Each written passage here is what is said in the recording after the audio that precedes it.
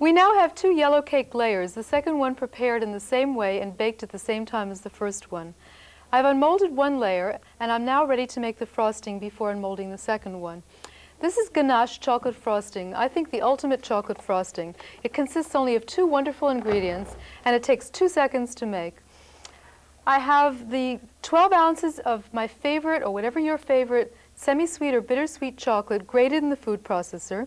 I just pulsed it until it was finely grated.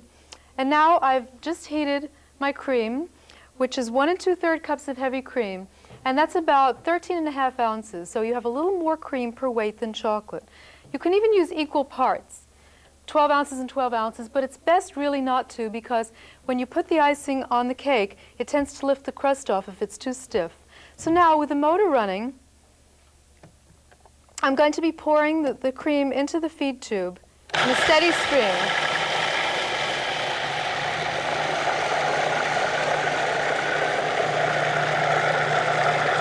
And that's all it takes to make ganache frosting. The only thing is that it does take a few hours for the frosting to get thick enough.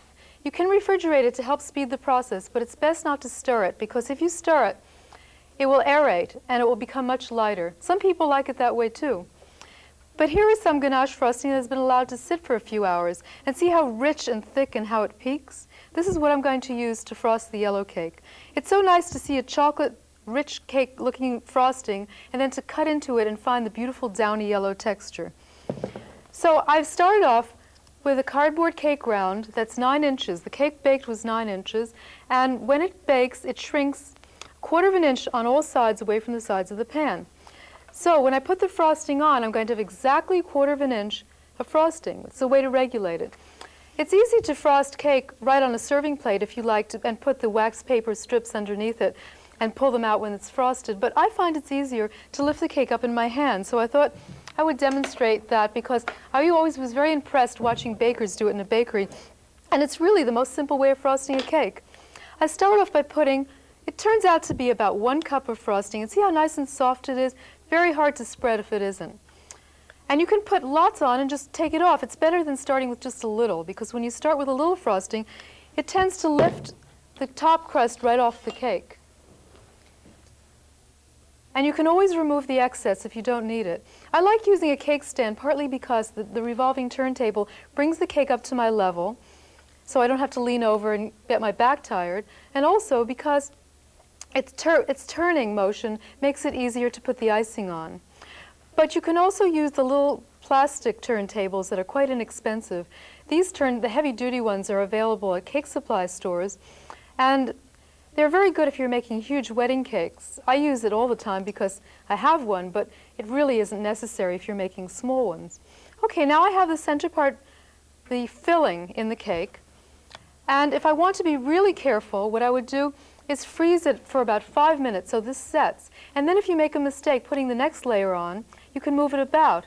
I have to be very careful if I'm going to use it while it's soft, because if I get it slightly askew, it's very hard to push it back into shape. Here's how I unmold the cake from the pan.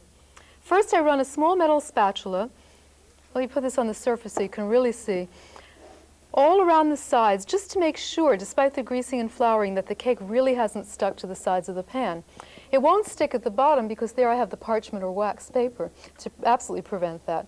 And when I'm doing this, notice I'm pressing the spatula very firmly against the sides of the pan. I don't want to cut into the sides of the cake.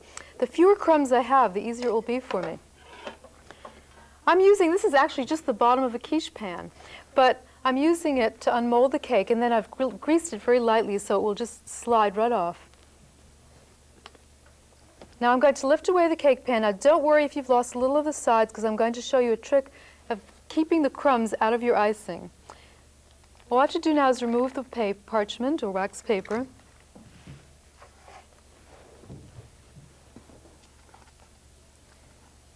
And now I'll bring this a little closer to myself so I can see that I'm starting exactly at one edge, and watch how easy it is to slide it right off. See, my two tops are going to be joined together. And when I see that I'm coming to the end and it's a little bit short, there I can coax it a bit. I mean, cakes are spongy, even butter cakes, and they do give a little bit. Now see, this is a very nice high cake, even though it was only baked in a 1.5 inch high pan. It's going to end up being at least 4 inches tall by the time it's frosted.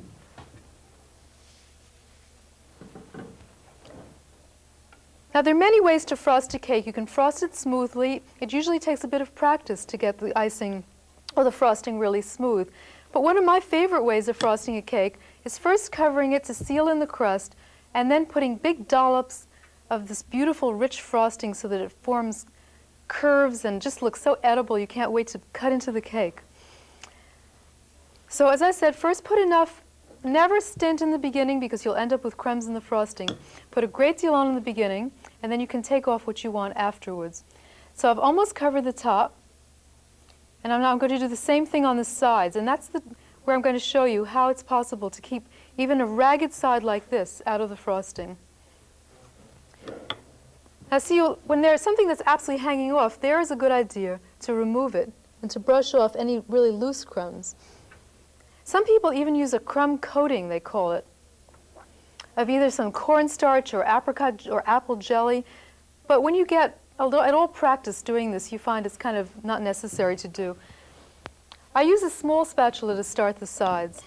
And you can do it sitting right here on the stand if it's too heavy for you. Here again, take a big dollop of the frosting. And see, going back and forth, make sure that you never touch the cake with the spatula. Now I'll show you how to do the rest with your hand.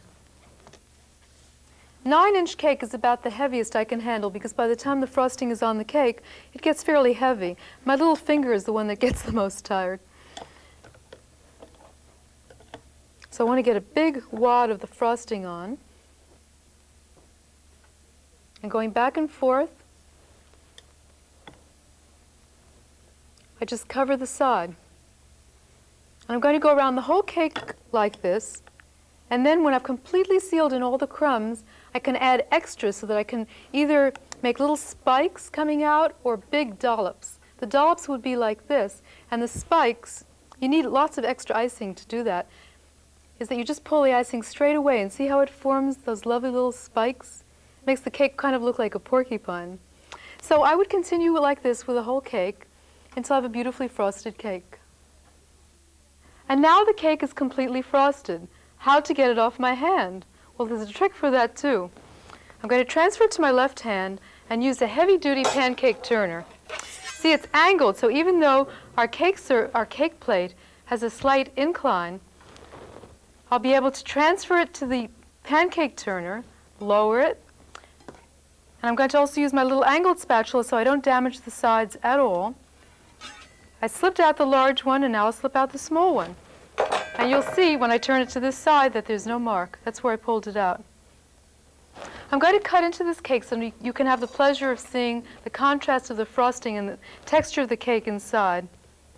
And here's how I find that a very thin, sharp knife works best to cut a cake. This is how I cut the cake. I go down through the frosting. If the frosting has been sitting a long time and it's very stiff, you can run the blade under some hot running water first. And then I sort of wiggle it out. I never lift it up again because it will pick the frosting up right through the cake. So I'm wiggling it out sideways. See, the frosting isn't coming away from the cake at all. And I'll cut a nice big piece so you can really see into the cake when I turn it around. The second piece, same way as the first. This is actually a tart knife, but I find it works better for cakes than any other knife I've ever used. And I'm slipping it between the cardboard bottom and the cake. That protects your serving plate as well. That's why I really like those cardboard bottoms. And you can even make them out of shirt cardboard if you don't have a cake decorating supply store nearby.